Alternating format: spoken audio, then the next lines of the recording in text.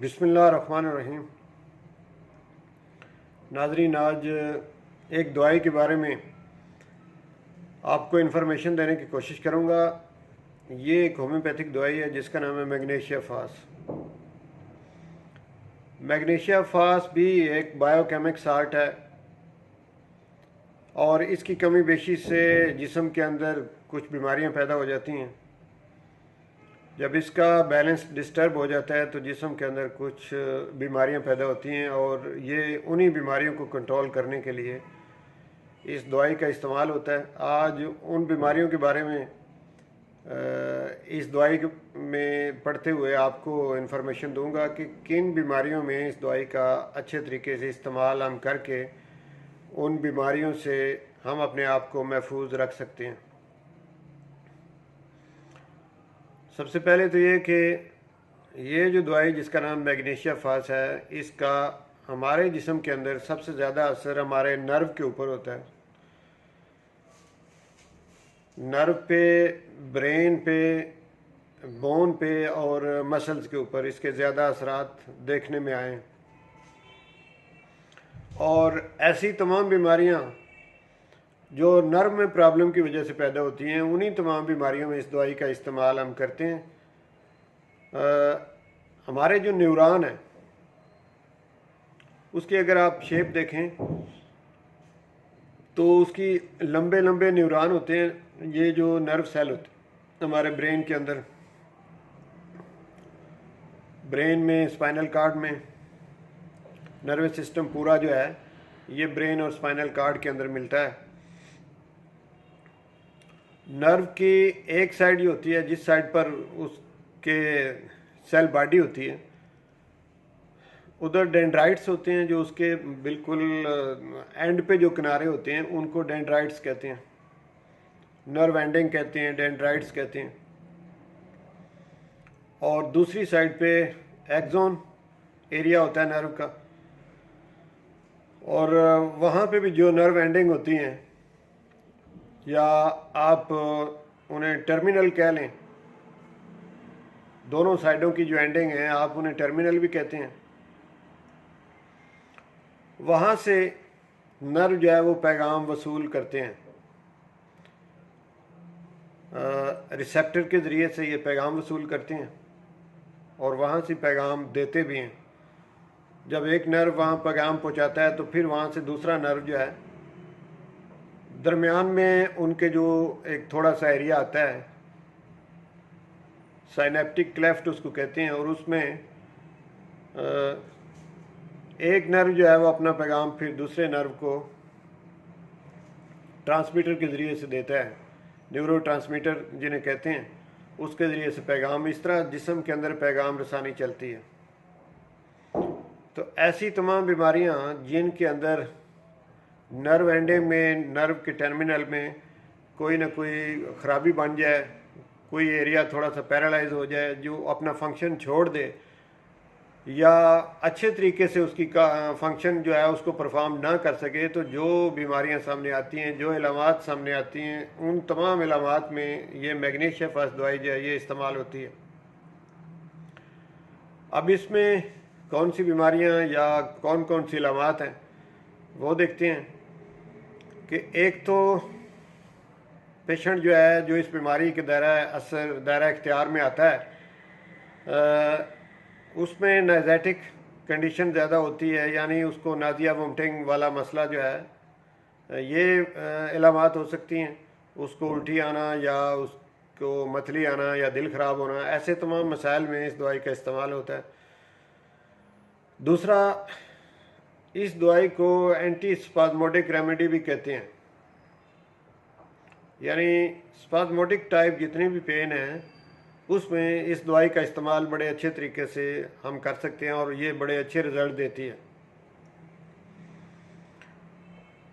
तो यही इसकी सबसे बड़ी, इसकी पेन की, ये पेन किलर दवाई है। होम्योपैथिक में सबसे बड़ी पेन किलर अगर इस दवाई को कहा जाए तो ये गलत नहीं होगा, लेकिन इसकी पेन की जो पहचान है, जो टाइप है पेन की, वो स्पाज्मोडिक है।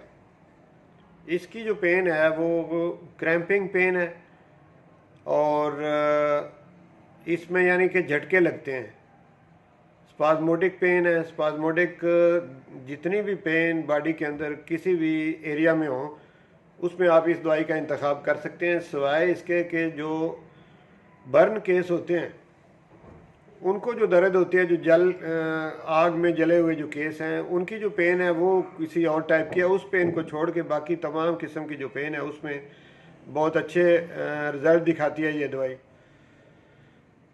तो एक तो नाज़िया की कंडीशन में, वोमिटिंग की कंडीशन में, और इसके अलावा ज़हनी तौर पे कुछ इसकी बीमारियां जो हैं जिनमें ये दवाई बड़े अच्छे रिज़ल्ट देती है कि जब नर्व में प्रॉब्लम होती है तो एक बीमारी है इल्यूजन। इल्यूजन में क्या होता है कि जो पेशेंट है उसको कोई चीज़ जो सामने उसकी होती है वो सही तरह से उसकी पहचान नहीं कर सकता, उसे उसमें एक धोखा, एक फ्रेब सा होता है कि अगर सामने बकरी है तो वो कहते गधा खड़ा हुआ है, और अगर घोड़ा है तो वो कहते हैं ऊँट खड़ा हुआ है। तो ये इल्यूजन ऐसी बीमारी जो है इसको इल्यूजन कहते हैं। ऐसी हालत को हेल्यूसिनेशन भी कहते हैं। तो हेल्यूसिनेशन हो या इल्यूजन हो, इसमें इस दवाई का इस्तेमाल बड़ा अच्छा रिजल्ट दिखाता है। और ये तो होगी इसकी ज़हनी अलामत। और जिस्मानी तौर पे फिज़िकली देखें तो बोन में पेन हो, मसल्स में पेन हो, लेकिन पेन की टाइप इस तरह की हो, यानी उसमें झटके लगते हों, क्रैम्पिंग पेन हो, तो उसमें आप ये दवाई इस्तेमाल करते हैं। और पेन को ऐसी पेन जिसको कि वार्म एप्लीकेशन जो है उससे फ़ायदा हो, यानी आप कोई गर्म चीज़ लगाएं, कोई कपड़े से लपेट लें।